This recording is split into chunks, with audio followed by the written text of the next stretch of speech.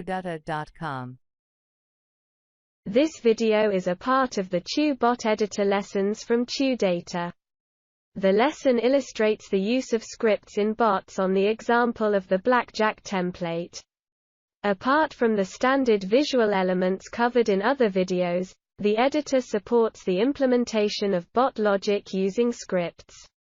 Scripts are a powerful tool, allowing a developer to expand bot capabilities significantly, thus making them smarter and more competitive. Expand the Templates menu and click the BlackJack bot. The first item of the main step is Actions, which sets the initial slot values. The only slot subject to change during the game is money, which is the player's balance.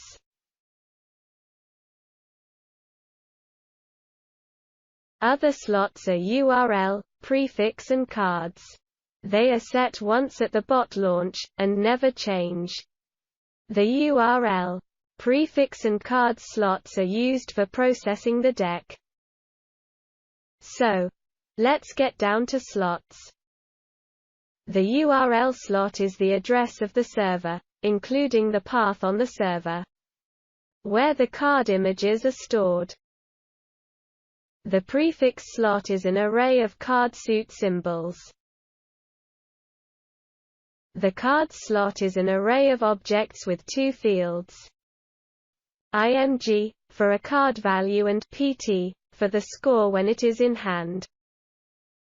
The combination of these three slots allows the bot to display all 56 cards. Pay attention to the last Actions property, which is the first bot script. The script uses the len function to write the size of the cards array to the count slot. This script lets the bot work properly even if we change the number of cards in the cards array. When all the item actions are complete, a player receives a message, prompting him to start the game by clicking the Run button.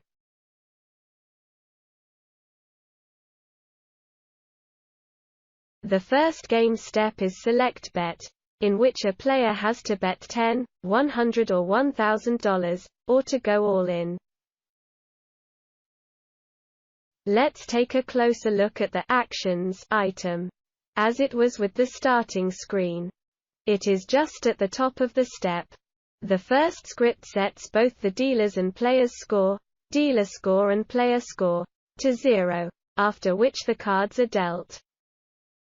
As a player doesn't know the cards in his hand yet, it doesn't matter to him if they are dealt before or after he places a bet.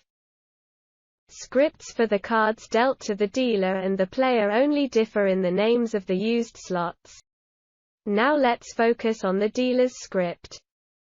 The first script function, clear, empties the dealer hand array storing the dealer's cards. You have to empty this slot to remove the dealer's cards from the previous game. Then, the index slot is set to 2. This indicates the number of cards to be dealt. The cards are dealt within the while loop, which keeps running until the number of cards to deal gets to 0.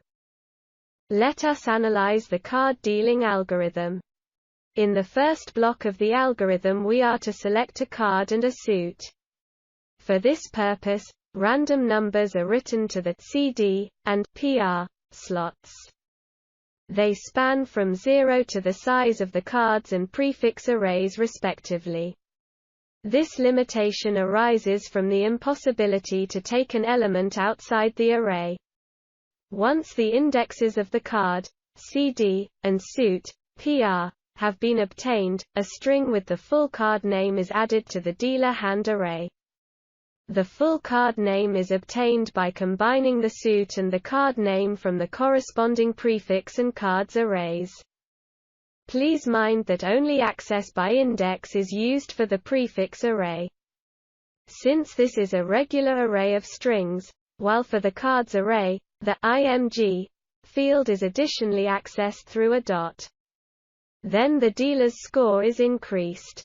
To do this, the PT field of the cards array is accessed. The resulting value is added to the dealer's score. The last step is to decrease the index value by 1, indicating the number of cards left to be dealt. After executing the actions item, the player is prompted to make a bet. When a button is clicked, the corresponding amount is recorded in the bet slot, and the player navigates to the table.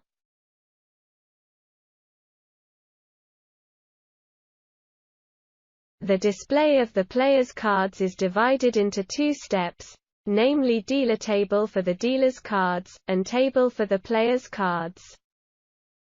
Just as in the previous steps, the first step item is actions. The item checks if the player has enough money to wager. If not, the bot navigates to the no money for bet step, informing the player that his balance is not enough to make a bet. If the player does have enough money, the dealer's score and cards are displayed. The score is displayed in the text field, and the cards are shown in the second action item. To display cards, the for loop is sequentially iterated over the dealer hand array.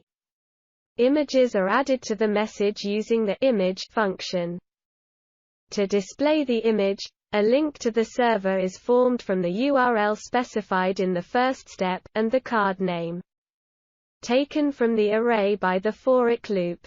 To optimize the size of the images, each of them is set to 20% of the message width.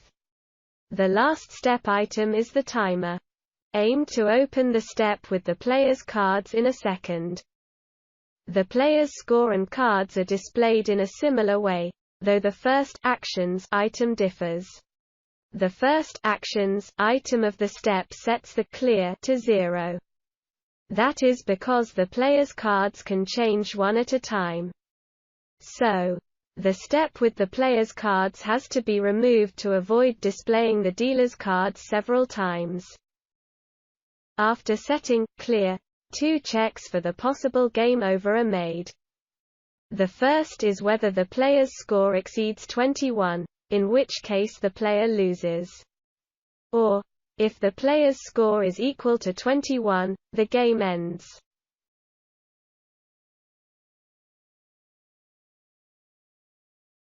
During the game, the player may take a card by clicking the hit button, or end the game by pressing the stand button. Let's see how a card is added when the hit button is clicked. The script which adds a card to the player's hand resembles that of the bet selection step, except that the while loop is not needed, since only one card is added. According to the game rules set for the bot, an ace can equal 1 if the player's or dealer's score exceeds 21. Following the rule, we run a check which may result in 11 turning into 1. Basically, if the player's score exceeds 21, and the last card taken is an ace, then the score is reduced by 10. According to the general bot rules, after clicking the hit button, for which step or go to aren't specified, the current step is restarted. Thus the check for the game over will be carried out in the first actions item. If the player decides to end the game and presses the stand button, the bot will navigate to add dealer cards, which is the logical step in which the dealer takes cards in his hand. The add dealer cards step has a single actions item. Let's analyze it now. The first operation is to check if the dealer has enough cards. If the dealer's score exceeds 15 or the player's score, no more cards are taken. In this case, the bot navigates to the step with results checking. If the dealer's score is less, then a card is added to his hand. After that, scripts and checks are executed, just as when adding a card to the player's hand. After the dealer receives the card, there is an explicit navigation to the current step using go to.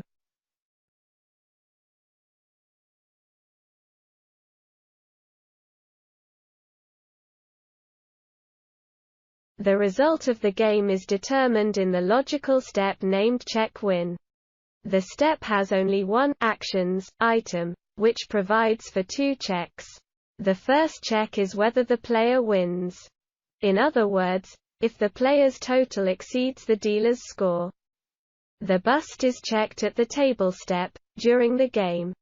The second check is for the losing. That is whether the player's total is less than the dealer's score. In case the player neither wins, nor loses, a draw is declared. Each check entails the navigation to the corresponding step. Win, lose or pass. These steps have a similar structure, though lose is slightly different. Let's analyze the step structure, and select win as an example. In the first actions item of the win step, clear is set to 1. It aims to delete the message with the dealer's cards. The message with the player's cards is deleted at the table step. After deleting the messages, the final hands of the dealer and the player are displayed. Please mind that unlike the previous steps, the script uses the images function to display images.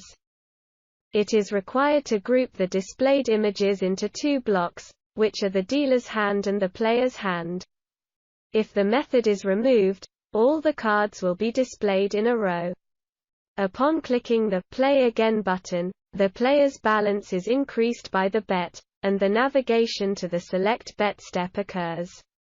In case of a draw, the player's balance doesn't change.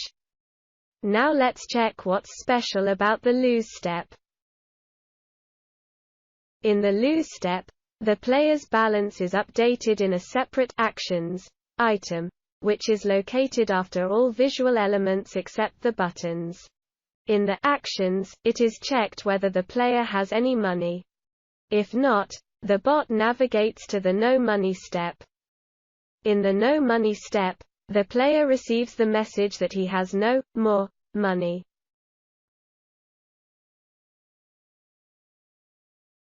After losing all the money, in order to start a new game and get a credit of $1,000, the player has to provide his contact details. To inquire the details, the customer bot template is used. Click Templates, and then Customer to check the template. After providing the information, the player navigates to the customer end step, in which his data is saved in WordPress.